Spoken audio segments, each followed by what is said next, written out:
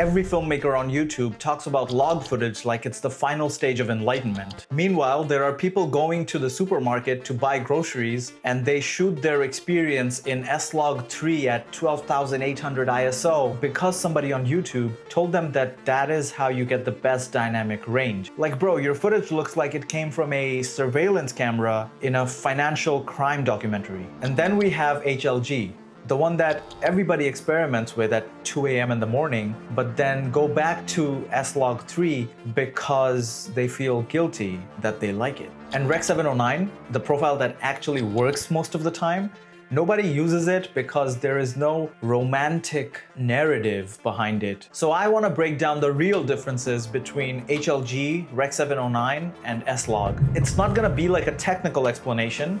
It's more like practical advice that you can actually use. I think the key insight that I'm basing this whole video on is that instead of trying to impress filmmakers all the time, try to get your projects finished in time. I wanna be the greatest. Everybody on the fake shit. I look around and feel like everybody is the fakest. I make this every day and I'm impatient, hoping one day I blow up from the basement. Statement, the top is so vacant. I don't hear shit that I think. The world of cameras has a very strange relationship with suffering. I don't know, sometimes it feels like if a workflow is inconvenient enough, people think that's the professional way to do it. Is it always better if it's harder to do? Is it necessarily gonna give you higher quality results if you put in more time and energy into it? I mean, why do you want to spend 6 hours color grading a shot of you eating a sandwich in your vlog? And look, I'm not against good image quality, but I think somewhere along the way, people started to confuse more work with better. But when it comes to choosing your picture profile, let me try to explain it to you in the simplest way possible. Rec. 709 is like a finished meal. Log is like the raw ingredients. And HLG is like a chef who still wants to sleep 8 hours a night. That is basically the entire conversation. So let's start with the chef who is named Rec. 709. This is what most cameras shoot by default, and this is what most screens will show you. Contrast, saturation, skin tones. It basically creates an image that looks mostly complete. You shoot the video, you import the video, you make a few tweaks here and there, and then you export it. It's super efficient. And honestly, with modern cameras, Rec. 709 actually looks pretty good. The only problem with shooting Rec. 709 is that you can't recover from the more serious mistakes that you make while you're shooting. If your highlights are clipped, they're gone. And if you crush your shadows too much, those pixels have basically entered the afterlife, so you shouldn't try to get them back unless you know like a good crossroads area where you can dig into the ground and, you know, bury a box full of bones and stuff. I don't know if that actually works, but I've seen it in Supernatural, so I'm tempted to recommend it to some people. But yeah, if you don't get your exposure right while you are shooting, Rec. 709 is not gonna help you in that regard. It's basically like making a commitment to your shot instead of relying on editing, which might sound terrifying to some filmmakers because we treat commitment like it's a freaking tax audit. But if you really wanna get projects done quickly, Rec. 709 is actually a very good option. YouTube, events, corporate work, social media content, anything where speed actually matters. And speed is something that everybody expects from you when you are working in the real world. Like for a paid gig, everybody expects you to be fast and efficient. But what most people don't expect is to make every single video look like a feature film. So let's talk about log.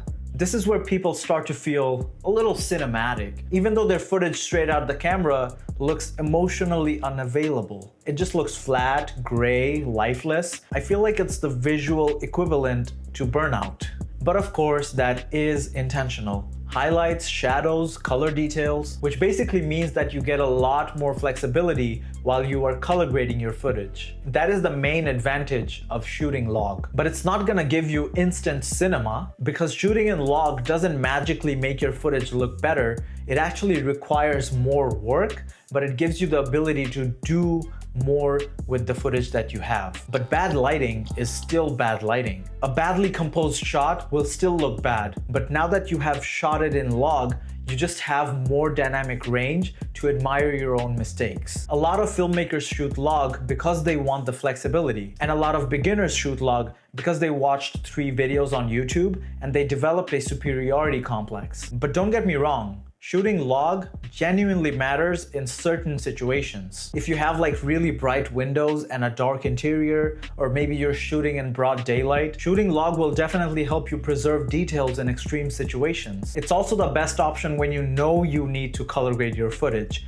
Like if you're shooting a music video or a commercial, in those scenarios you have to shoot log because color grading comes into play to serve the purpose of your video or your film in a better way, to tell the story in a certain way. And you know what? When you are shooting with multiple cameras, shooting in log actually helps you match all the footage from the different cameras, and obviously that flexibility comes in handy. But if you're filming like a talking head video, which I'm doing right now, or let's say you have a client who needs like a lot of social media content from you every week, you can't just spend hours and hours every day just color grading reels for Instagram. Nobody really actually cares if your Instagram reels look like cinema. I mean, if you want to do it for yourself and you just want to experiment or have fun and do it for the simple pleasure of making something beautiful, that's obviously fine. I do it myself. But if you're doing something that has money involved, and the more time you spend means the more money you spend or the more money you lose potentially, then you need to speed things up, and that's when you have to make these decisions where you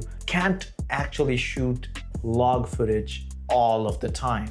It's just not efficient. It's just not practical. And most clients are not gonna give you all that extra time just so that you can make their Instagram look like cinema. Now let's talk about HLG. This is actually one of my favorite color profiles. I am literally shooting HLG right now. It has better dynamic range compared to Rec. 709, but it doesn't look as flat as log footage straight out of the camera. So you still get a lot of flexibility just without feeling like every clip that you shot needs to be rehabilitated in DaVinci Resolve. Honestly, HLG is so underrated, especially for solo creators, because sometimes you want better highlight retention, you want cleaner roll-off, and you definitely want more flexibility when it comes to color grading, but you also want to retain your will to live while you're editing. HLG is very practical, which is probably why it gets ignored in online filmmaking culture, because practicality doesn't trend very well. Rec. 709 prioritizes convenience, log footage prioritizes flexibility, and HLG is the perfect balance between the two extremes. That's it. That's the whole identity crisis of color profiles. Everything else is just people arguing over workflows like medieval philosophers debating religion. I think the biggest mistake that creators make when it comes to color profiles